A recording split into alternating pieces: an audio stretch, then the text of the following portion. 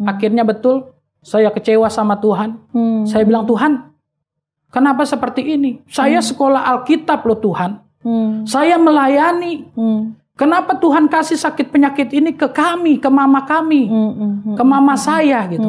Kenapa nggak kasih ke orang yang lebih mampu secara finansial?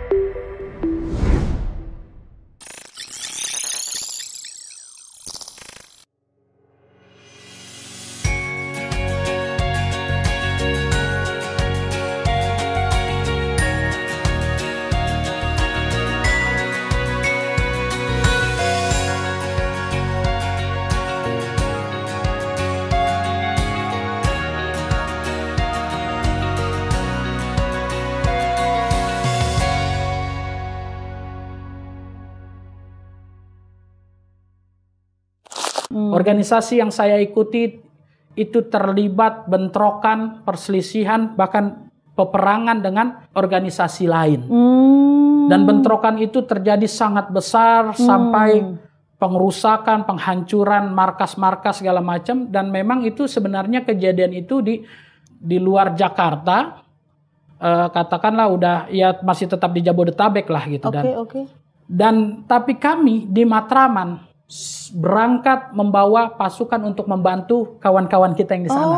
Makanya itulah yang disegankan organisasi kami itu disegankan ya seperti itu gitu. Nah, akhirnya bantu di sana, terlibatlah saya pertempuran, bentrokan segala macam sampai akhirnya terlibat dengan pembakaran markas dari organisasi lain. Dan saat itu ya saya mau bilang puji Tuhan, saat ini saya bilang puji Tuhan. Iya, tapi pasti kalau kan event seperti itu pasti langsung merebak, semua orang bisa tahu karena pasti masuk ke TV minimalnya waktu itu ya. Betul, dan waktu itu kan ada biasa berita-berita malam yang menggunakan kamera-kamera amatir, dan benar akhirnya peristiwa itu terekam dengan kamera amatir di televisi. Dan mama papa saya kebetulan saat itu belum tidur dan melihat hal itu. Makanya saya bilang puji Tuhannya sekarang nih. Tapi kalau dulu mungkin saya bilang mohon maaf, aduh apes saya nih.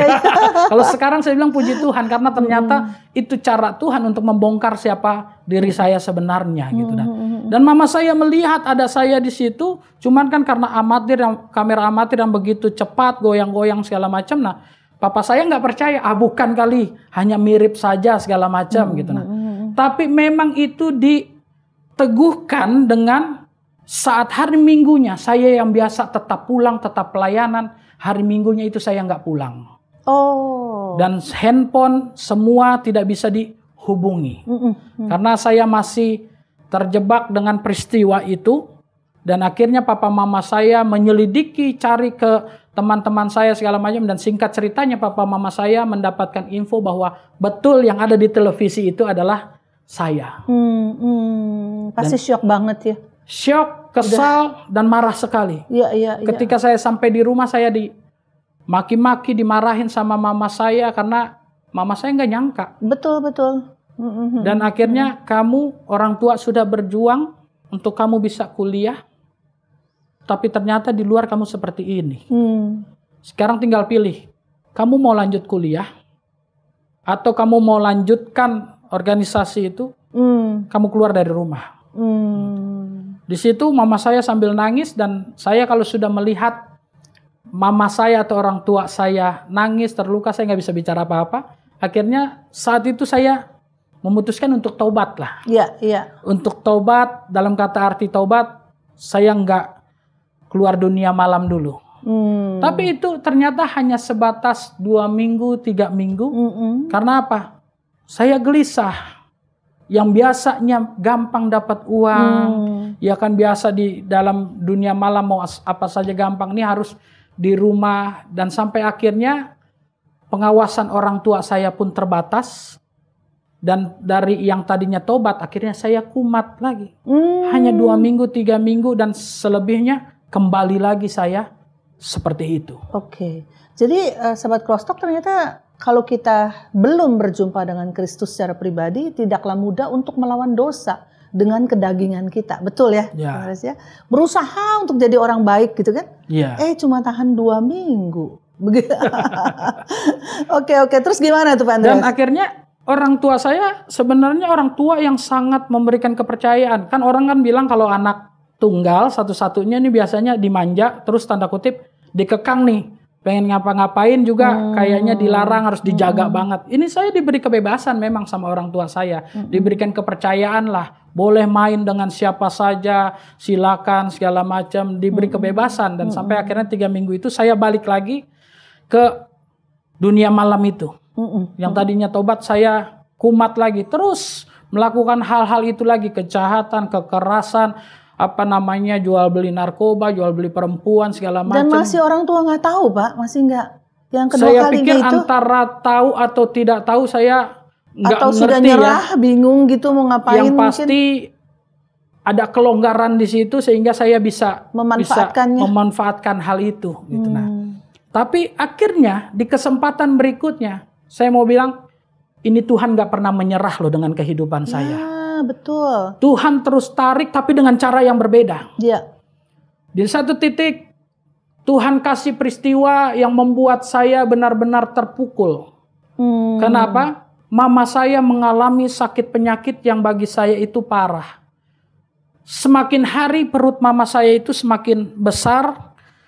Dan awalnya kita nggak mengira itu penyakit yang bahaya. Mama saya santai aja, enggak lah ini paling hanya maaf ya mungkin ada istilah turun bero atau apa segala macam gitu. Jadi nggak terlalu dipusingin karena nggak ada sakit.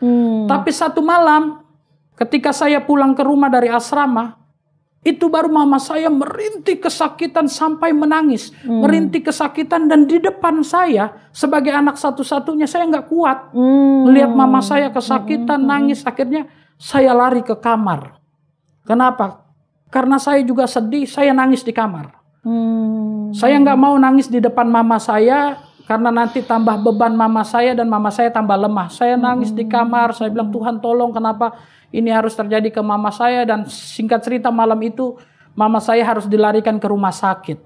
Dan dilarikan ke rumah sakit betul mama saya ternyata mengalami tumor dan harus segera dioperasi. Tumor di mana itu? Di perut, di rahim lah. Rahim? Iya. Nah harus segera dioperasi karena sudah sakit segala macam, sudah hampir menyentuh jantung, Pak. Kalau nggak salah waktu sekali itu. Tumornya kalau begitu ya. Nah di situ saya mulai kecewa sama Tuhan. Tapi saya pikir itu cara Tuhan. Karena kalau Tuhan pukul saya, hantam saya masih bisa bandel. Tuhan kasih saya pergumulan, mungkin saya bisa bandel. Tapi itu hebatnya Tuhan. Tuhan tidak pernah menyerah dengan saya. Dan Tuhan tahu sekali cara merubah hidup saya. Titik lemahnya atau titik kerapuhannya Andreas itu Tuhan ngerti. Iya, ya? betul. Maka dia intervensi lah. Betul. Oke, lanjut. Akhirnya Tuhan tahu cara itu. Tuhan sentuh saya lewat mama saya. Dan di situ prinsip hidup saya, kalau saya yang dihantam, saya masih bisa bandel dan masih bisa kuat. Tapi kalau sudah orang yang saya kasihi disentuh, nggak kuat, itu saya rapuh banget. Rapuh di situ gitu. Nah akhirnya Tuhan sentuh mama saya dengan sakit penyakit itu. Dan akhirnya sentuh saya lewat sakit penyakit itu. Secara manusia itu tidak enak. Dan akhirnya betul saya kecewa sama Tuhan. Saya bilang, Tuhan kenapa seperti ini? Saya sekolah Alkitab loh Tuhan. Saya melayani. Kenapa Tuhan kasih sakit penyakit ini ke kami, ke mama kami, ke mama saya gitu? Kenapa nggak kasih ke orang yang lebih mampu secara finansial? Kenapa nggak kasih ke orang yang lebih mampu untuk bayar rumah sakit, bayar operasi gitu? Kita ini orang yang nggak punya. Bayangkan, hidup saya nggak benar, sahabat Crosstalk. Hidup saya nggak benar, hidup di dunia malam, tapi saya masih bisa mendikte Tuhan loh. Betul. Ngatur Tuhan loh gitu. Kenapa nggak kasih ke orang lain Tuhan? Iya. Akhirnya saya kecewa. Cuman hari Minggu saya harus bertugas sebagai worship leader. Memimpin pujian. Dan bayangkan di tengah-tengah kekecewaan saya dengan Tuhan. Saya harus pimpin pujian. Dan berarti itu ketika saya memimpin pujian, saya memimpin dengan penuh kemunafikan. Ketika saya ajak jemaat, mari sembah Tuhan, katakan Tuhan baik. Dalam hati saya berkata Tuhan jahat. Mari sembah Tuhan, Tuhan dahsyat. Dalam hati saya Tuhan gak adil. Tuhan jahat. Dengan penuh kemunafikan akhirnya saya memimpin pujian karena berdasarkan tugas. Tapi memang benar Tuhan itu baik dan Tuhan punya rencana yang indah buat saya. Tuhan tidak membiarkan saya jatuh terlalu dalam. Singkat cerita saat firman, saya serahkan mimbar itu kepada pemberita firman. Akhirnya pemberita firman bilang begini. Ketika dalam firmannya dia maju ke depan, saya duduk paling depan, dia bilang, masa kamu lupa dengan kebaikan Tuhan? Karena satu masalah, karena satu sakit penyakit yang engkau alami hari ini, tapi engkau lupa dengan banyak kebaikan Tuhan di hari-hari yang lalu. Lalu engkau pergi meninggalkan Tuhan. Jangan kau jadi orang Kristen yang tidak tahu diri. Dia khotbah untuk umum itu ya? Padahal dia khotbah untuk ya? umum gitu. Tapi dalam hati saya, kok ini pendeta tahu tunjuk-tunjuk ke saya secara pribadi, ya kan? Dan bersyukurnya di situ Tuhan bekerja secara dahsyat. Dalam khotbah, masih khotbah saya terus nangis. Tuhan itu saya. Sudah banyak kebaikan yang Tuhan terima buat saya, yang saya terima dari Tuhan. Sudah banyak kebaikan Tuhan dalam hidup saya, sudah banyak mujizat. Tapi karena peristiwa ini saya kecewa sama Tuhan. Saya bilang kayak gitu. Itu saya. Dalam khotbah saya terus nangis dan bahkan sampai akhirnya selesai khotbah, saya harus pimpin lagi. Saya naikkan pujian, persembahan itu kan saya naikkan pujian. Saya ingat sekali pujian itu, kecaplah dan lihatlah. Allah yang mengasihiku, Allah yang memeliharaku. Lagu tepuk tangan, lagu pujian. Tapi saya menangis terus. Biasanya kalau di gereja kan orang menangis itu lagu-lagu worship, lagu-lagu slow. Ini lagu praise. Saya terus menangis, orang sampai kasih persembahan maju ke depan sampai lihat saya. Kenapa nih? Nangis, Tuhan ampuni saya. Dan saat pelayanan itu saya bilang, Tuhan ampuni saya mau berubah. Tapi satu yang saya minta, Tuhan sembuhkan mama saya. Tuhan sembuhkan mama saya dan saya mau serius melayani Tuhan. Saya mau meninggalkan kehidupan saya yang lama. Bolehkah dikatakan, Andreas, bahwa itu adalah moment of encounter-nya Tuhan gitu ya, lebih kepada betul-betul perjumpaan secara pribadi. Jadi nangisnya itu benar-benar nangis pertobatan, benar-benar nangis secara murni, bukan nangis karena marah, karena kehidupan yang bagaimana. Dulu kan berapa kali Pak Andreas juga bilang ya, nggak ada uang nangis gitu kan, ya kan?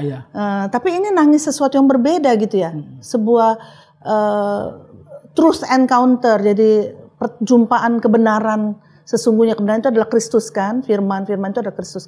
Jadi Pak Andreas betul-betul saat itulah momen berjumpa pribadi ya. Jadi sebelumnya walaupun Kristen belum berjumpa Tuhan gitu. Mungkin betul, yang Pak? Lalu itu Bu, saya nangis mungkin karena kantong kosong kali ya.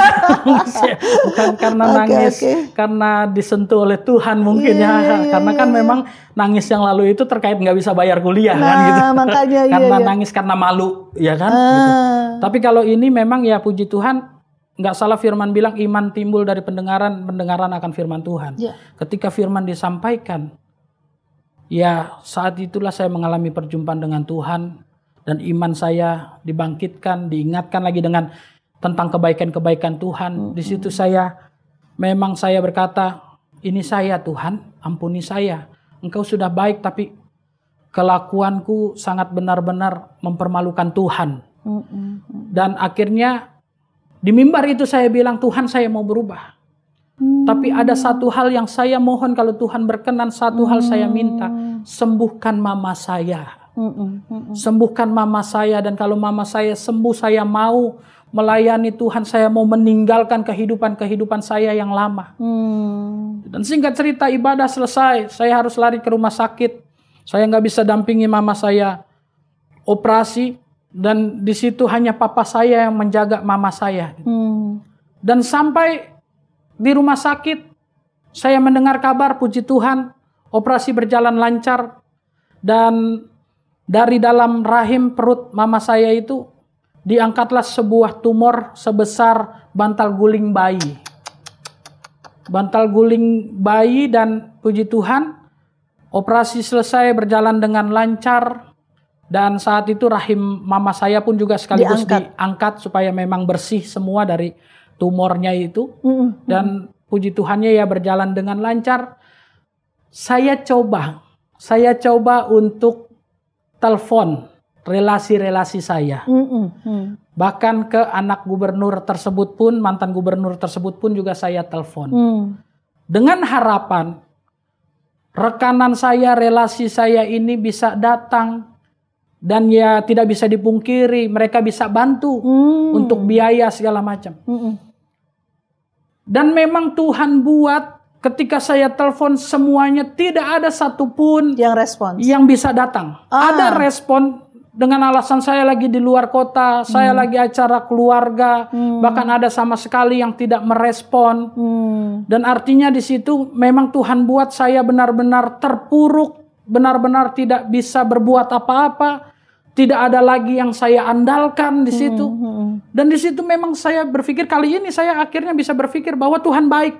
Tuhan lakukan itu. Sekalipun saat itu mungkin nyatanya tidak enak.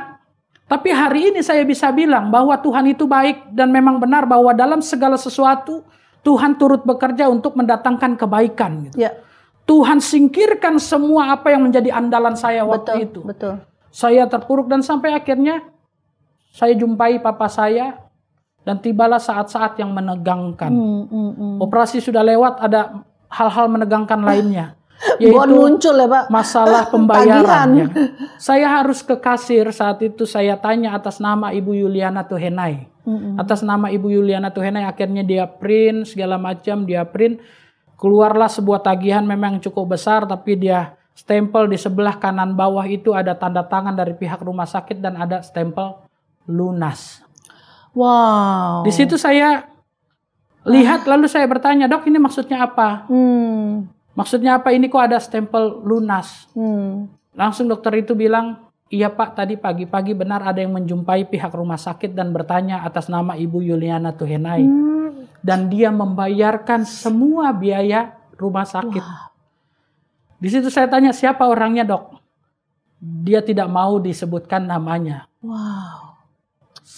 Di depan loket itu saya langsung peluk papa saya menangis di situ, papa saya menangis. Saya bilang, "Tuhan, saya cuma minta satu, saya cuma minta Engkau sembuhkan mama saya, tapi Engkau bekerja secara sempurna, bahkan sampai biaya pun Tuhan selesaikan."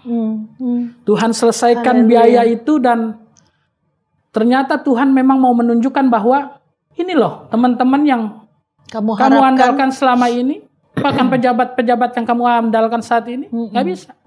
Ternyata cuma Tuhan yang bisa. Dan akhirnya itu jadi titik balik, Tuhan ampuni saya mau melayani Tuhan, saya mau serius melayani Tuhan, dan akhirnya itu merupakan titik balik dari kehidupan saya. Dan pelayanan yang saya lakukan ini sebenarnya pro dan kontra juga, ada yang setuju dan ada yang tidak setuju. Ada yang bilang, "Kok pendeta gabungnya kadang sama preman-preman?" Nah itu saya mau tanya tuh Pak. Andreas yang berasal dari keluarga miskin, katakanlah, keluarga bukan dari keluarga yang berkelebihan, yang nggak pernah punya mimpi untuk sekolah tinggi, tapi akhirnya Tuhan bisa bawa. Sahabat Crosstalk, agar kesaksian ini dapat menjadi berkat kepada lebih banyak orang, yuk like and share kesaksian ini kepada keluarga dan teman-teman lainnya. Bagi sahabat Crosstalk yang diberkati melalui kesaksian ini, mari berbagi di kolom komentar. Dan subscribe agar tidak ketinggalan kesaksian-kesaksian lainnya.